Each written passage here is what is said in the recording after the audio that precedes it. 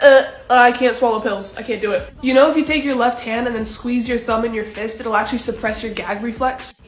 Is this why you have a boyfriend and I don't? And then this dude just was trying to pretend that he didn't even know what a bagel was. Do you have the hiccups? No, I'm doing this for shits and giggles. You know, you can get rid of those by sticking your fingers in your ears because it stimulates the vagus nerve and resets your diaphragm. What?